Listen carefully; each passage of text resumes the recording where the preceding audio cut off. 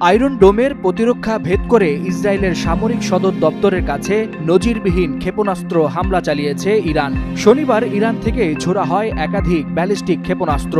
লক্ষ্য ছিল তেল আবিবের মধ্যাঞ্চল, বিশেষ করে কিরিয়া এলাকা, যেখানে অবস্থিত ইসরায়েলের সামরিক সদর দপ্তর ও প্রতিরক্ষা মন্ত্রণালয়।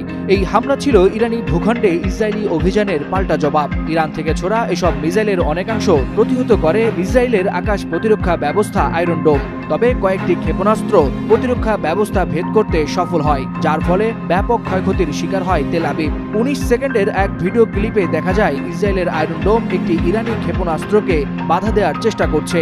তবে ক্ষেপণাস্ত্রটি ওই আয়রন ডোম ভেঙে চোখের পলকে প্রতিরক্ষা সদর দপ্তরের পাশেই বিকট শব্দে আঘাত হানে। গেল 24 ঘন্টার মধ্যে ইরানে দফায় দফায় ইসরায়েলি বিমান হামলার পর তেহরানের এই প্রতিশোধমূলক পদক্ষেপ নেওয়া হয়।